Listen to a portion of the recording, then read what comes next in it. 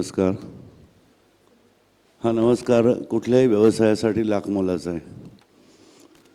दुकानात कुठल्याही गेलात जरी तरी येणारं जे गिराईक आहे त्या गिरायकाला आल्याबरोबर जो अटेंड करणारा मनुष्य आहे त्याच्या चेहऱ्यावरती जर वेलकमचं फिलिंग असेल, त्याची बॉडी लँग्वेज असेल तरच कुठलंही गिराईक दुकानात टिकणार आहे. त्यामुळे नमस्कार ही औपचारिकता नाही आहे, मनापासून माझा तुम्हाला नमस्कार आहे. उद्योग हा जर शब्द तुम्ही विचार कराल तर त्याची फोड अशी आहे, उद अधिक योग. संस्कृतमध्ये उद म्हणजे वर येणं. सर्व संतांनी आपल्या मानवी आयुष्याचं वर्णन जर भगवद्गीतेमध्ये जर बघाल तर त्याचं उपमा खूप सुंदर दिली आहे 15व्या अध्यायात. ऊर्ध्वमूलम अधशाखम अश्वत्थम प्राहुरव्ययम छंदांसी यस्य पर्णानि यस्तम वेद स वेदविद अधशोर्ध्वम प्रसुता तस्य शाखा गुणप्रवृद्धा विषय प्रवालाः. म्हणजे मानवी आयुष्य हे एक झाड आहे आणि त्याचं मूळ आकाशात आहे आणि त्याचा विस्तार मात्र जमिनीवरती आहे. परंतु कसं असतं की बरेच वेळा आपल्या मनात असं येतं की हां, अमिताभ बच्चन ना खूपच मोठा, मी तेवढा मोठा होऊ शकेन का? तर एक पक्क लक्षात ठेवायचं, तुमच्या माझ्या प्रत्येकामध्ये ही कपॅसिटी बाय डिफॉल्ट आहे. फक्त आपल्याला माहिती नाही आहे ती बाहेर कशी काढायची. कारण उद्योग, योगाची व्याख्या काय आहे आणि जी प्रत्येक उद्योजकाला अत्यावश्यक आहे आणि ती व्याख्या अशी आहे, योग हा चित्तवृत्ती निरोध. आता चित्तवृत्ती निरोध म्हणजे नेमकं काय? तर साध्या भाषेत सांगायचं झालं तर you have to be absolutely focused. वाटेल ते झालं, माझं मुंडकं तुटलं तरी चालेल, मी माझा धंदा सोडणार नाही. ह्या पद्धतीने फोकस्ड जोपर्यंत तुम्ही असत नाही तोपर्यंत कधीही आपला वृक्ष मोठा होणार नाही, पक्का लक्षात ठेवा. हा योग साधायचा म्हणजे नेमकं काय? किंवा मानवी आयुष्याला झाडाची कल्पना का दिली असेल?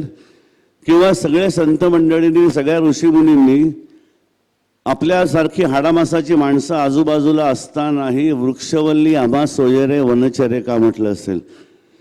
एक लक्षात ठेवा, माणसाचं आयुष्य ह्याला जर वर्णन करायचं झालं तर it's a very complicated, intricate, complex molecule which is comprised of all sciences.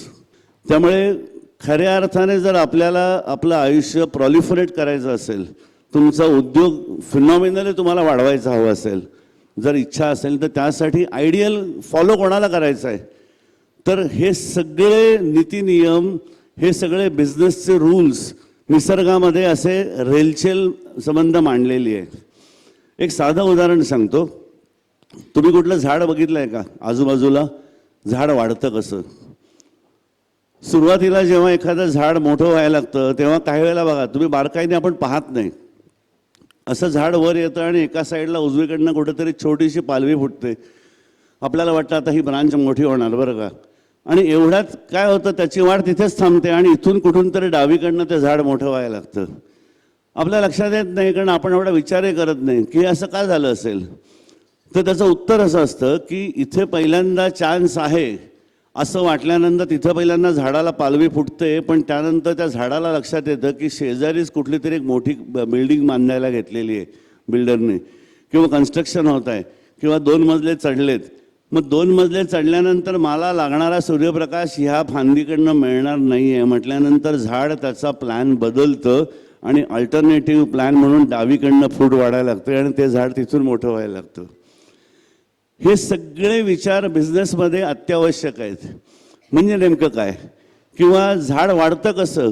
जर नीट विचार कराल तर त्याच्यामध्ये एक खूप मोठा बायोलॉजीमधला, झुऑलॉजीमधला रूल आहे ज्याला फायलोटॅक्सिस म्हणतात. म्हणजे नवीन येणारी फांदी अशा पद्धतीने वाढते की पहिल्या आलेल्या फांदीची जी पानं आहेत त्या पानांना मिळणारा जो सूर्यप्रकाश आहे हा माझ्या येण्यामुळे हॅम्पर होणार नाही. कारण झाड काय म्हणतं की हे झाड मी आहे आणि झाडाच्या सगळ्या फांद्या आणि पानं हे माझे अवशेष आहेत. म्हणजे ही फांदी मेली तरी चालेल असे दुसरी फांदी उगवताना म्हणतच नाही, उलट दुसरी फांदी असा विचार करते की मी अशा दिशेने उगवेन, अशा पद्धतीने वाढेन की माझी जी अगोदरची आलेली भावंडं आहेत, म्हणजे माझीच अलीकडची पानं, ह्या प्रत्येक पानाला सूर्यप्रकाश हा मिळाला पाहिजे. हा नियम निसर्गामध्ये आहे, याला फायलोटॅक्सिस म्हणतात.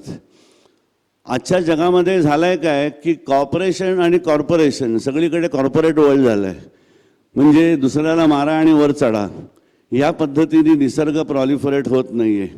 म्हणून माणसाची वाढ असं दिसतं की एखादी कंपनी मोठी होते आणि नंतर अचानक दुसरी मोठी कंपनी येते आणि ती पहिली कंपनी नामशेष होते.